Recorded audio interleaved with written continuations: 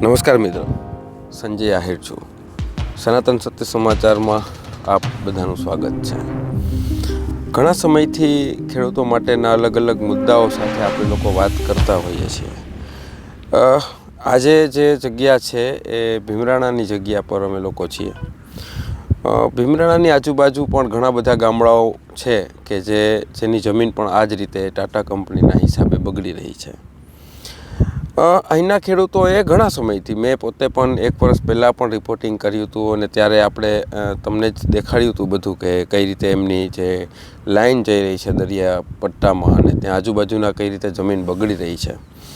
મારી પાછળના ભાગમાં તમે કંપની જોઈ શકો છો. આ જે ખેતર છે એ નારુભાનું ખેતર છે. ગ્રામજનો પણ આપણી સાથે બધા છે. એમનાથી જ આપણે સમજીશું કે શું વિષય છે અને કઈ રીતે જમીન બગડી રહી છે. થોડા દિવસ પહેલાં આપણે જોયું કે જામનગરના સાંસદ પૂનમબેન માડમે એક સુંદર મજાની પોસ્ટ શિવરાજપુરની કરી હતી ને લખ્યું હતું કે ખૂબ સુંદર શિવરાજપુરનો દરિયો છે. સારું કહેવાય, કરવી જોઈએ. પરંતુ અહીંયાથી જ ખાલી 15-20 કિલોમીટરના અંતરમાં જે ખેડૂતોની જમીન બગડી રહી છે, શું હિંમત છે પૂનમબેન માડમની કે એ ખેડૂતો માટે અવાજ ઉઠાવી શકે? કે હિંમત છે પૂનમબેન માડમની કે એ ખેડૂતોની વાત એ સોશિયલ મીડિયા ઉપર મૂકી શકે? કારણ શું છે?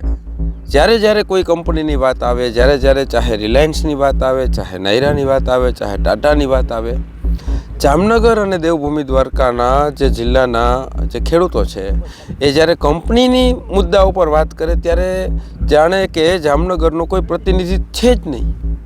જામનગરનું જાણે કે કોઈ પ્રતિનિધિત્વ કરતું જ નથી. જીપીસીબીના અધિકારીઓ આવે, ખેડૂતોને ઉલ્લુ બનાવે, ખેડૂતો સાથે ચર્ચા કરે, વાર્તાઓ કરે, કાગળિયા ખેડૂતો પાસેથી લઈ જાય, ચેક કરવાના નાટકો કરે, પણ પછી પરિણામ અને રિઝલ્ટ તો કે 0. કોઈ જવાબદેહી કોઈ સ્વીકારવા તૈયાર નથી. અને જે અધિકારીઓના બેજવાબદારીના હિસાબે જે ખેડૂતોની જમીન બગડી છે, યા તો એ ખેડૂતોને એનું વળતર આપો, એમની જમીનનો કંઈક રસ્તો કાઢો. તમે પ્રતિનિધિ છો, તમે સાંસદ છો, તમે ધારાસભ્ય છો. પબુભા વાત કરી રહ્યા છે કે કર્મી લોકો માટે યજ્ઞ કરી રહ્યા છે. કર્મીના વિષય ઉપર હું વાત કરવાનો છું અને પબુભાને વિષય સમજાવીશ કે કર્મી એટલે શું. જ્યારે કર્મી શબ્દનો ઉપયોગ કરવામાં આવ્યો છે પબુભા માણેક દ્વારા, ત્યારે આપણે એમને સમજાવશું કે કર્મ એટલે શું ને કર્મી એટલે શું. હાલ વાત કરી રહ્યા છીએ, આ જે જગ્યા છે એ પબુભા માણેકનો પ્રોપર જેન્યુઅનલી વિસ્તાર છે. જે અહીંના ધારાસભ્ય છે, 35 વર્ષથી એ અહીંના ધારાસભ્ય છે અને કર્મ ને કર્મીની વાત કરી રહ્યા છે. તો એ વિષય પર પણ આપણે ચર્ચા કરીશું. પણ અત્યારે આપણે વાત કરીએ છીએ અહીંના ખેડૂતો સાથે. જે જમીન પર છે, જે જમીન આપણે ત્યાં બેઠા છીએ, બાજુમાં કૂવો છે. જે કૂવો પણ હું તમને વિડીયોના માધ્યમથી દેખાડી રહ્યો છું કે જેની અંદર કેમિકલયુક્ત પાણી આવી રહ્યું છે. અહીંયાથી સમુદ્ર ખૂબ દૂર છે, દરિયો ખૂબ દૂર છે. અહીંયાની આજુબાજુના જે જમીનો છે, મતલબ કે જે વર્ષો પહેલાં લોકો અહીંયા ખેતીવાડી કરતા, અહીંની નિરણ જે છે એ વખણાતી અને અહીંયાની ખૂબ સુંદર નિરણ થતી એવું એ લોકો કહી રહ્યા છે. હાલ ત્યાં બંજર જેવી સ્થિતિ છે. હાલ કોઈ પરિસ્થિતિ જ નથી કે અહીંયા ખેતી થઈ શકે. અહીંયા કાંઈ ઉપજાઉ જમીન જ નથી બચી. હવે નારુભા, શું પરિસ્થિતિમાં તમને હવે છેલ્લે શું તમે અરજી કરી હતી ને શું જવાબ આપ્યો છે અધિકારીઓ તરફથી, ને ખાસ કરીને જીપીસીબી દ્વારા શું કહેવામાં આવ્યું છે? જીપીસીબીવાળાને આપણે 4 થી 5 ફરે જીપીસીબીની આપણે વ્યવહારિકમાં અરજી આપેલી. 5ની તારીખમાં જીપીસીબીવાળા એક જાતનું કોઈ નિર્ણય આપેલ નથી.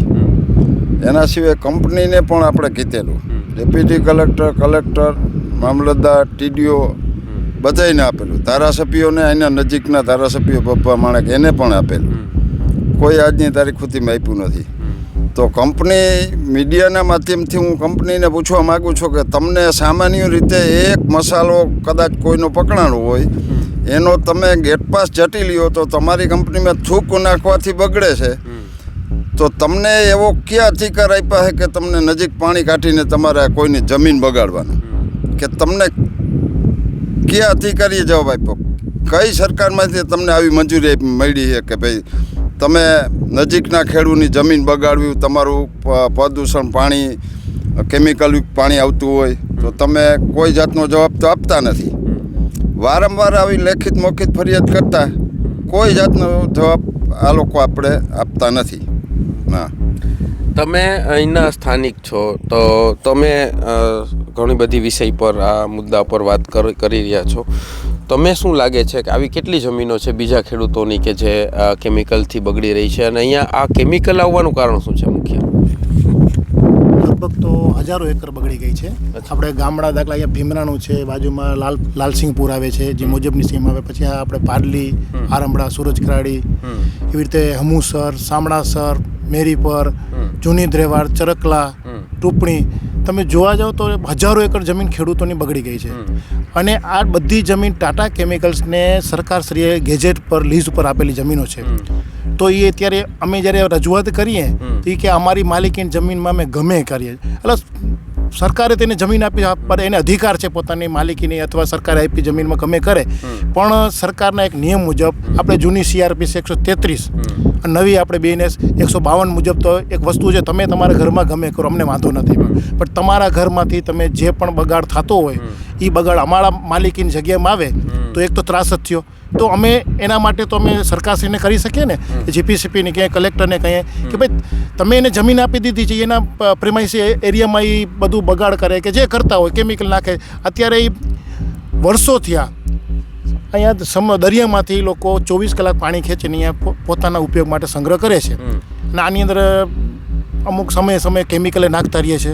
અને આ સાઈડ આપણે મીઠાના અગર તમે જોયા, પણ એ મીઠું પકાવવાનું સરકારે તો છૂટ આપી છે, પણ એ મીઠાની ખરસ અમારા ખેતરમાં તો ન આવી જોઈએ ને, અમારું પીવાનું પાણી તો ન બગડવું જોઈએ ને. એ તો અમને અધિકાર છે કે નહીં?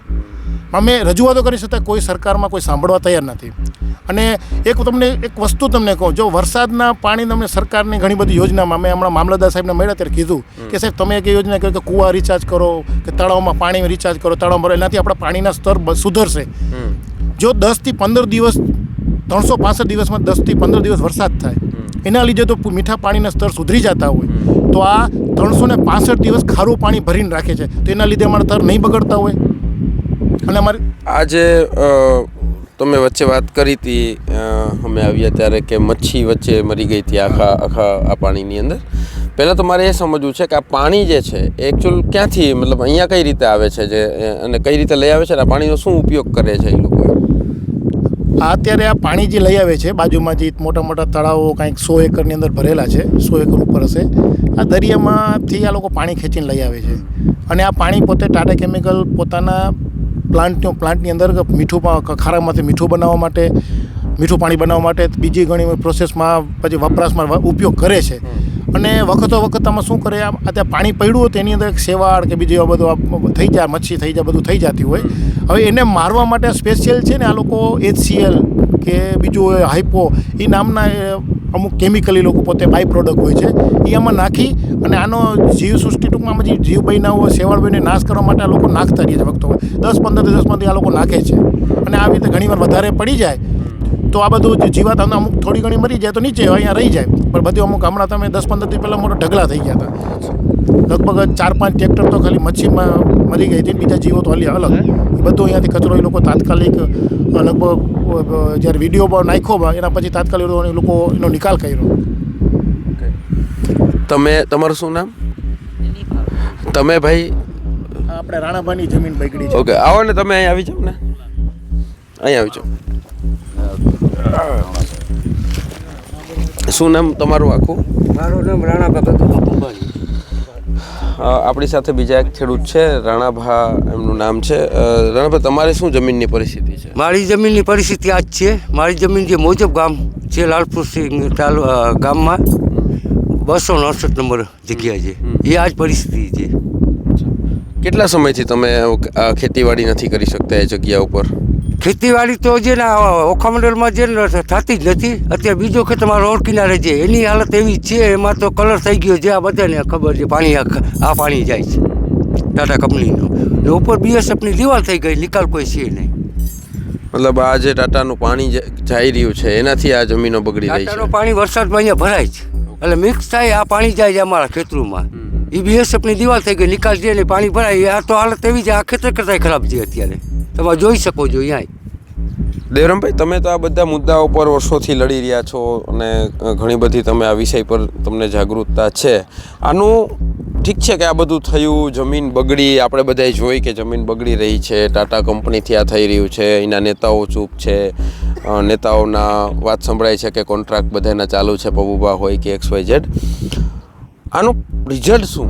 મતલબ કે હવે આ જમીન તો બગડી ગઈ છે, જમીન બગડી ગઈ અને હવે આને સારી કરવા માટે બહુ સમય લાગે અને ઘણી બધી એમાં પ્રક્રિયાઓથી તમારે પાસ થવું પડે ને પાછું બી આ ઉપર આ લોકોનું કેમિકલ તો સતત ચાલુ રહે તો પાછું આ જમીન કોઈ થાય નહીં. આનું ઉપાય શું કે ભાઈ આનું શું કરી શકીએ તો હવે આને ગવર્મેન્ટ આપણે કઈ રીતે આમાં હેલ્પ કરી શકે અથવા કંપની પાસેથી આપણી શું માંગણી હોવી જોઈએ? મેન ઉપાયની વાત કરીએ તો એ હવે શું કરવું જોઈએ? હવે આમાં જમીન સુધારવા માટે તો આટલી તો કોઈ ખેડૂતોને પોઝિશન છે નહીં. હવે આ 35 વર્ષથી આ જમીનો બગડી ગઈ છે. હવે 35-40 વર્ષનું જો આજે આની વળતર દઈએ ખેડૂતોને, હું અહીંયાથી ઓખાથી કરીને મઢી લગન જમીનો બધી 1000 એકર જમીન બગડી ગઈ છે. તો આજે આ કંપની જેની જમીનો બગડી છે, આ જેને નુકસાની છે, એ હું તો કહું આવડી મોટી કંપની છે તો આજે આટલું આનો કંઈક મદદ કરે ખેડૂતોને. ખેડૂતો છે, માલધારીઓ છે, ખેડૂતોને કંપની મદદ કરે, પણ ખેડૂતોની કોઈ ચોખવટ જેવી માંગણી છે કે ભાઈ આ કરી આપો? ખેડૂતોની માંગણી તો ઘણી છે, પણ અમુક વસ્તુ ડરે છે. અમુક વસ્તુ જે આજે 1000 એકર છે જમીન, આજે આ ગામમાં તમે ભીમરાણામાં જાઓ ને તો તળાવમાં કેમિકલ ફરે છે. ચોમાસામાં પાણી ઘડીક અંદર જાય ને ઘડીક બહાર જાય. આ કેમિકલ છે. આ નજીકમાં જો ને ફેક્ટરી, આટલું રાતે ઉડાણ થાય. આ ગામમાં બેહીને કોઈ બીના મકાનમાં તો તમે જુઓ રજકરણ જ છે.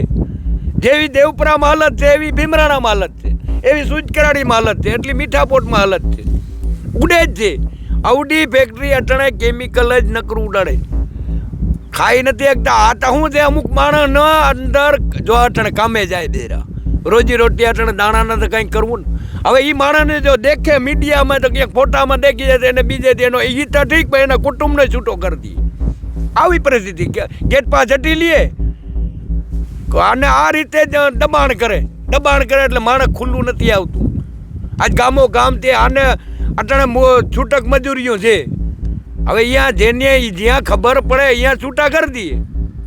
મારા જ પોતાના છોકરા જતા કોન્ટ્રાક્ટરમાં બહાર ખાતે, હવે એને ખબર ટાટા કંપનીને પડે તો અહીંયા છૂટા કરી દે. કેમ? આર્થિક રીતે માર નાખે.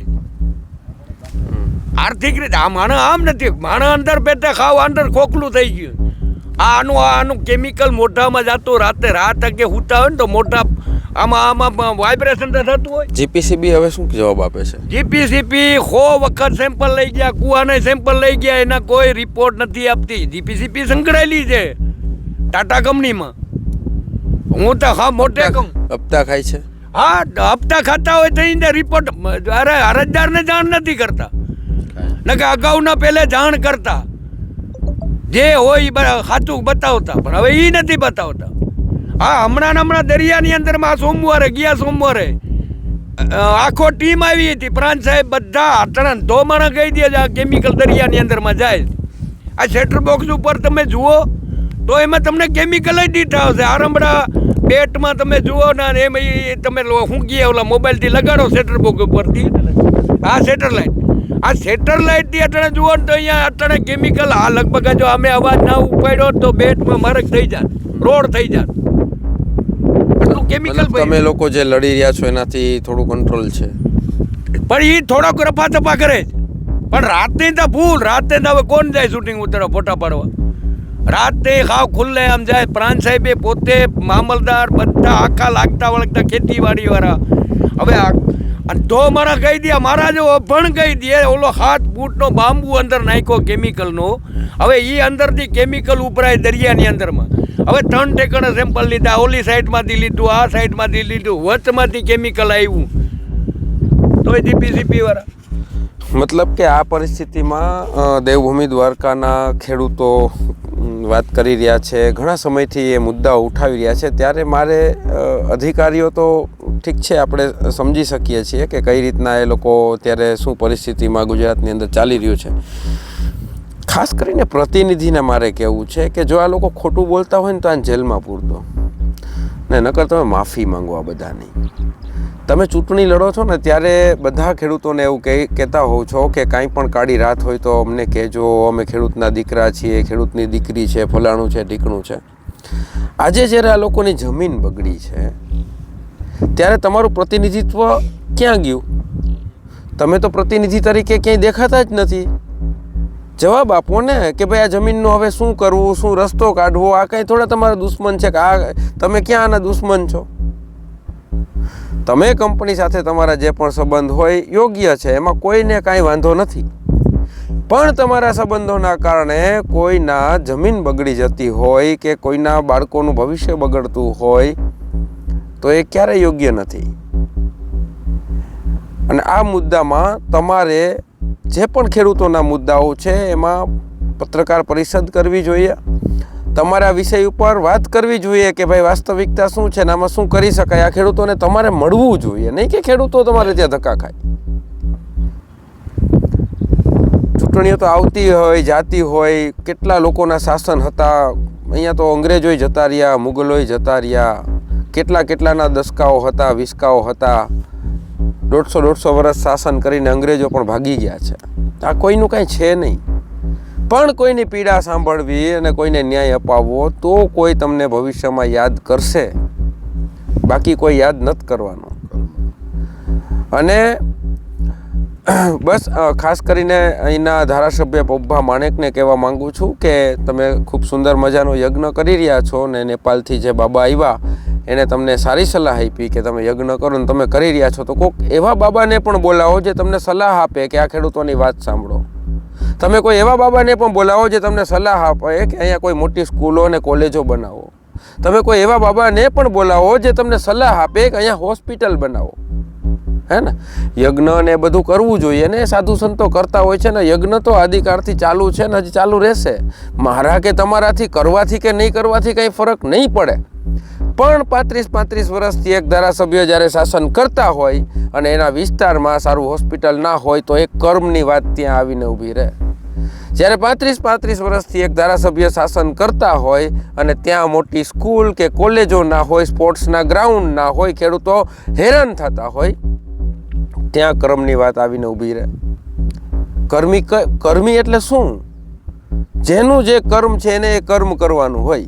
તમે એક ધારાસભ્ય છો, તમારે વિધાનસભાની અંદર જઈને આ ખેડૂતોનો અવાજ ઉઠાવવાનો હોય, તમારે વિધાનસભાની અંદર જઈને મુખ્યમંત્રી સાથે ચર્ચા કરવાની હોય, તમારે આ વિષય ઉપર એ લોકો સાથે ચર્ચા કરીને આનો કૃષિ મંત્રી સાથે ચર્ચા કરીને આ ખેડૂતોની સમસ્યાને દૂર કરવાની હોય. આ બધું તમારા કર્મમાં આવે છે.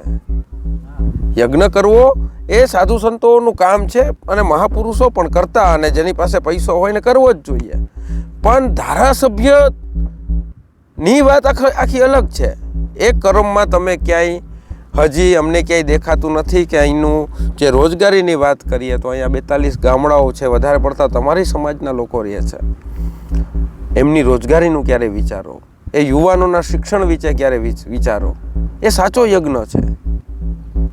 જ્યારે કોઈના પરિવાર સુખી થશે, જ્યારે કોઈના મહિલાઓ સુખી થશે, એમને કોઈ નવા બિઝનેસના આઈડિયા મળશે, તો એ કર્મ તમારો જે છે એને કર્મ કહેવાશે. બસ તમે આ જુઓ, આ ખેડૂતોની વાત સાંભળો. ખાસ કરીને બેય ધારાસભ્ય અને સાંસદ બેય અને જીપીસીબીના જે નિંદ્રાધીન અધિકારીઓ છે એ પણ આ વિષયને જુઓ. આ જમીનો આમની બગડી રહી છે, આનો કંઈ રસ્તો કાઢો અને આ ખેડૂતોને ન્યાય અપાવો.